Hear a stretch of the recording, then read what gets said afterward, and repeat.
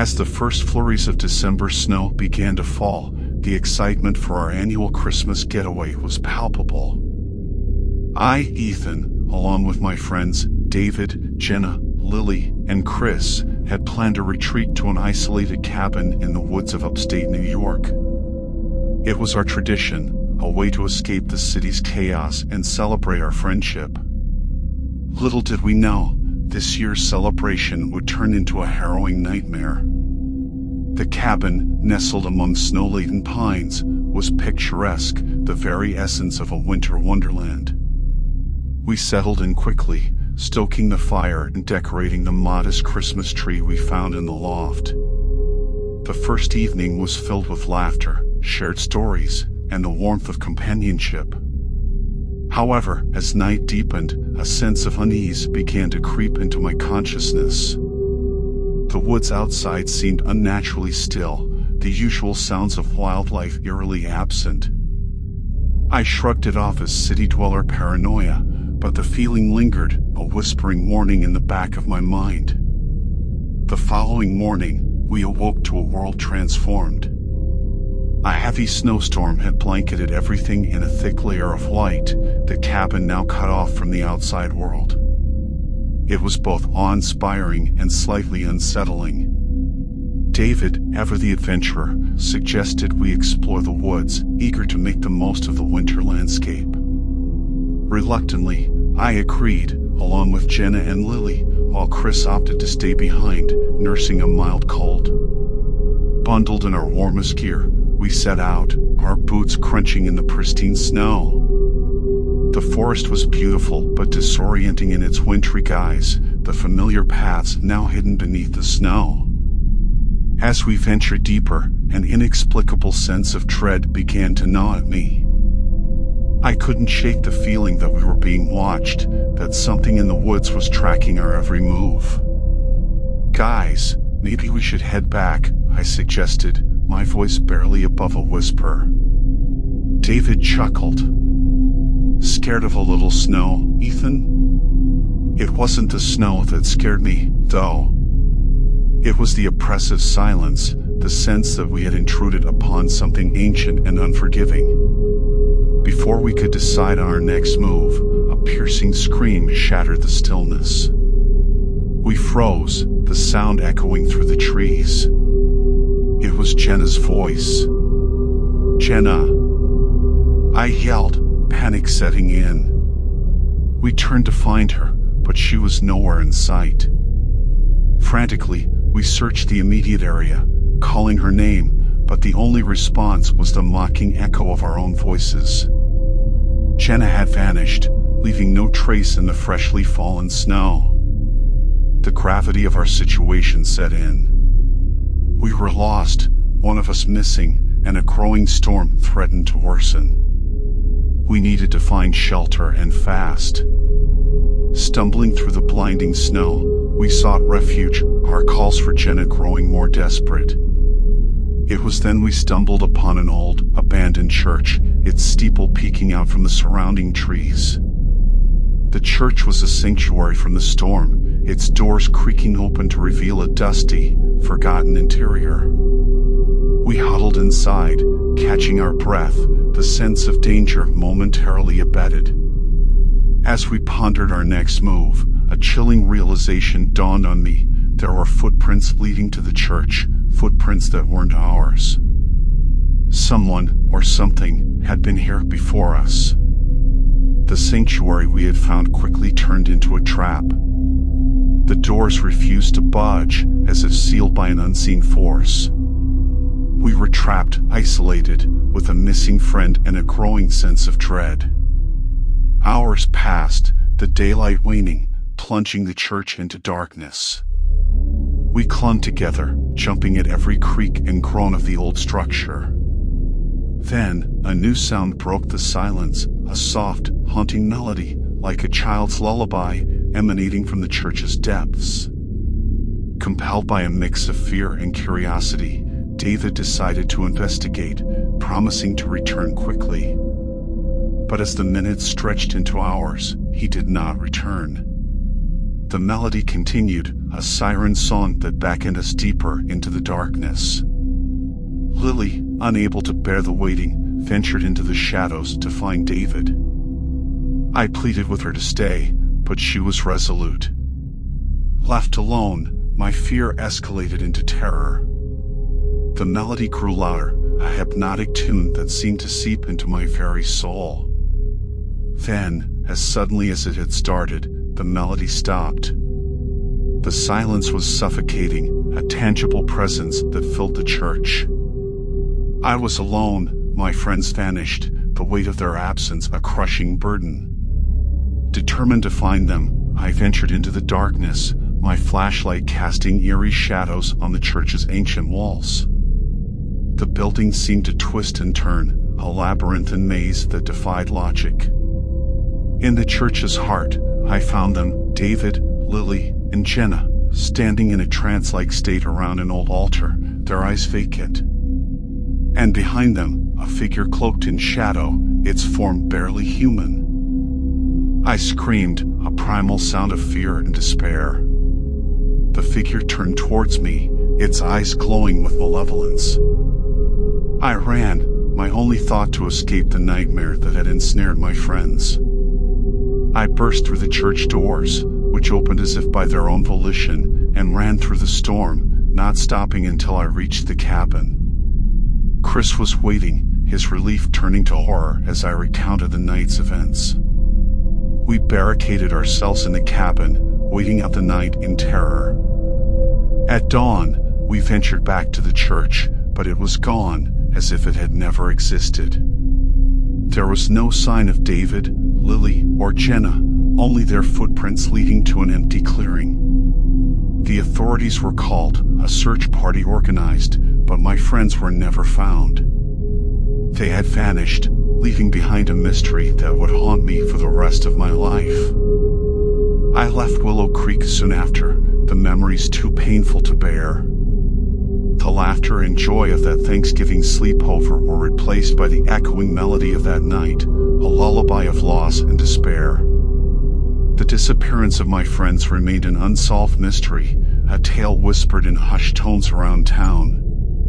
But I knew the truth, that something malevolent lurked in those woods, something that had claimed my friends and left me with a life shrouded in sorrow and fear. As for me, Thanksgiving would never be a time of celebration again, but a reminder of the night when shadows descended upon our lives, and the laughter of friends was silenced forever.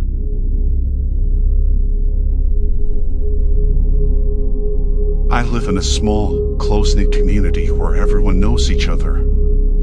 Christmas is usually a time of joy and celebration, but this year, it was marred by a chilling occurrence, the disappearance of a young boy, Timmy, who lived next door.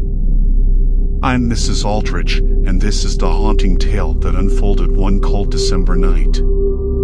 Timmy was a bright, adventurous 10-year-old, always full of energy and curiosity. His parents, the Millers, doted on him, their life revolving around his happiness. As Christmas approached, Timmy's excitement was palpable, his constant chatter about Santa and presents filling the neighborhood.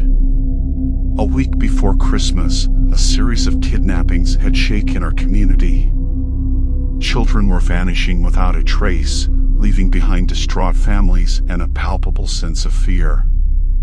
The police were clueless, with no leads to follow. On Christmas Eve, the Millers had their annual holiday party. The house was decked in festive lights, the air filled with the aroma of mulled wine and gingerbread. Timmy was there, his eyes shining with excitement, eagerly awaiting the next morning to open his presents. As the evening wound down and the guests departed, a sense of unease settled over me. The recent kidnappings were on everyone's mind, casting a shadow over the festivities. That night, I was awakened by a frantic knocking at my door. It was Mrs. Miller, her face pale, her eyes white with terror. "Timmy's gone," she cried, her voice breaking. "He's vanished." I felt a cold shiver run down my spine. Not Timmy, not the cheerful boy who played in my garden and always greeted me with a bright smile. We called the police and a search began immediately. Neighbors joined, combing the streets and the nearby woods, calling Timmy's name into the night. But there was no response, only the eerie silence of the winter air. The Millers were inconsolable, their home, once filled with laughter, now a place of mourning. Timmy's disappearance was a mystery, no sign of forced entry, no clues to his whereabouts. The next morning, a glimmer of hope emerged. Timmy's Christmas present, a brand new bicycle he had been longing for, was found abandoned near the edge of the woods. It was as if Timmy had found it and ridden off, but to where? The discovery raised more questions than answers. Why would Timmy leave his beloved gift behind? Was he lured away, or had he ventured into the woods on his own? The police scoured the area, but the thick blanket of snow hindered their efforts. Dogs were brought in, but they too lost the scent in the freezing terrain. The woods seemed to have swallowed Timmy whole. Days turned into weeks, and the festive cheer of Christmas was replaced by a pall of gloom. Flyers with Timmy's face were plastered all over town, his bright eyes and cheerful grin a haunting reminder of the tragedy that had befallen us. Rumors circulated, some saying Timmy had run away, others whispering about a sinister figure seen lurking in the neighborhood days before his disappearance. But nothing concrete came to light, the mystery deepening with each passing day. The Millers' house remained adorned with Christmas decorations, a stark contrast to their world, now devoid of color and joy. Mrs. Miller would often stand at Timmy's window, looking out into the distance, as if expecting her son to come running back any moment. The kidnappings stopped as abruptly as they had started, but there was no breakthrough in the cases. The children, including Timmy, remained missing, their fates unknown, leaving behind families trapped in a never-ending nightmare. As a neighbor and a friend, I watched the Millers descend into despair, feeling helpless and heartbroken. The community rallied around them, but the comfort we offered was a meager balm for their gaping wound. Timmy's room remained untouched, his toys and books gathering dust, a shrine to a childhood cut short. The bicycle, too, was left where it had been found, a silent testament to a joyous Christmas morning that never came. The once vibrant neighborhood was now a place of hushed voices and somber faces. Children were kept close, the fear of the unknown predator still lurking in our midst. The case grew cold, the police moving on to other pressing matters. But for those of us in the neighborhood, the mystery of Timmy's disappearance remained a constant, painful presence. I often find myself gazing into the woods, wondering what secrets they hide. Did Timmy lose his way in the dense thicket, or was he taken, another victim of the unseen menace that had terrorized our town? Years have passed since that fateful Christmas, but the void left by Timmy's absence remains.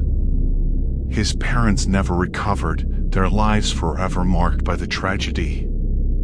As for me, I'm haunted by the memories, by the unanswered questions, and the chilling thought that the darkness that took Timmy could still be out there, waiting in the shadows. Christmas, once a time of joy and celebration, is now a reminder of the loss we endured, of the innocence that was stolen from us.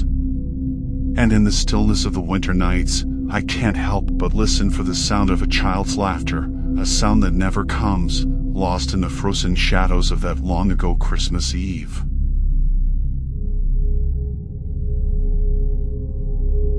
Every family in our quiet, snow-draped town of Elmsbury had their Christmas traditions. But ours would be forever stained by the Christmas of 1997, the year when fear, not festivity, filled our home. I'm John, and I was 15 then, old enough to sense danger, but too young to face the horror that crept into our lives. It began subtly, so subtly that we dismissed the first signs as figments of our holiday-stressed minds. Our story unfolded in a charming two-story house at the end of Willow Lane, where every Christmas Eve, we'd gather around the fireplace, bask in the warmth of love and laughter, and wait for Santa. My parents' younger sister Emily and I cherished these moments. That year, however, our joy was short-lived. A week before Christmas, the local news reported an unsettling incident. A patient had escaped from the Elmsbury mental health facility. The man was deemed dangerous, a delusional character who believed himself to be Santa Claus. We never imagined that our home would become his target. The first intrusion was subtle. We awoke one morning to find the back door slightly ajar, a trail of muddy footprints leading to the living room. Under the Christmas tree, among the wrapped presents, lay an old, ragged doll, a chilling addition to our festive decorations. My parents reported it to the police, who suggested it might be the work of local pranksters. But I felt a gnawing unease, a sense that something sinister was watching us, waiting in the shadows. Each night, I'd lie awake, listening to the winter wind whisper secrets to the creaking house. The second sign was more disturbing. One night, I awoke to a faint jingling sound, like sleigh bells, followed by a soft, hoarse rendition of Silent Night. Paralyzed with fear, I peered out of my bedroom window and saw a figure clad in a tattered Santa suit, disappearing into the snowy night. I raced to my parents' room, my heart pounding. My father, a burly, no-nonsense man, searched the house, finding nothing amiss except for another odd gift, a rusty toy train placed near the fireplace. The police were called again, their search yielding no results. Christmas Eve arrived with a heavy air of apprehension. My parents tried to keep the atmosphere light for Emily's sake, but the joy was tainted, strained. That night, we followed our tradition, gathering by the fireplace. But as the clock struck midnight, signaling Christmas Day, the unthinkable happened. A loud crash from the living room jolted us awake. My father, grabbing a baseball bat, signaled for me to stay behind.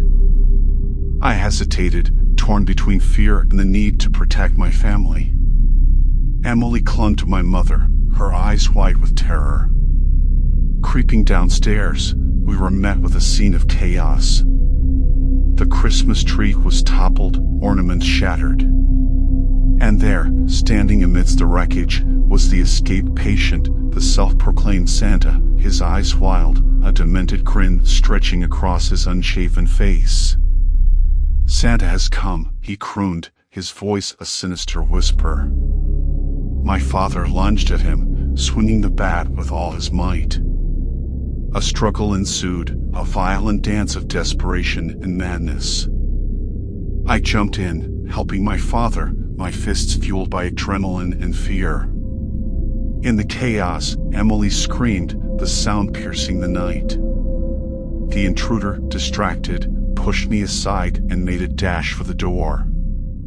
But he underestimated my father's resolve. With a final, mighty blow, my father knocked him to the ground, rendering him unconscious. The police arrived soon after, their flashing lights cutting through the darkness. The man was taken away, his reign of terror ending as abruptly as it had begun. We later learned that he had been watching our house, his delusions fixating on us as the ideal family for his twisted version of Santa Claus. The aftermath was a blur of police statements and concerned neighbors. But the real struggle was internal, a battle against the shadows that now lingered in our home. The festive spirit had been irrevocably tarnished, our sanctuary violated. Christmas would never be the same for us. The following years saw a shift in our celebrations, a cautious, needed affair. The joyous anticipation of Santa's visit was replaced by a lingering dread, a fear that the past might somehow repeat itself. As for me, I grew up faster that Christmas. The innocence of youth was shattered, replaced by a wariness that extended beyond the holiday season. I became more protective of my family, especially Emily, who took years to recover from the trauma. Our story became a cautionary tale in Elmsbury, a reminder of the darkness that can intrude upon the light. The man who believed himself to be Santa was locked away, but the fear he instilled lingered in our minds and hearts. Each Christmas Eve, as families in our neighborhood gathered to celebrate, we'd lock our doors and windows, a ritual born of fear. The sound of sleigh bells, once a symbol of joy, now carried a tinge of terror. In the end, we learned that not all monsters are figments of imagination, some more familiar, festive guises, preying on the innocence and joy of the season. Our Christmas of 1997 taught us that sometimes the greatest gift is the safety and security of those we love, a gift we no longer took for granted.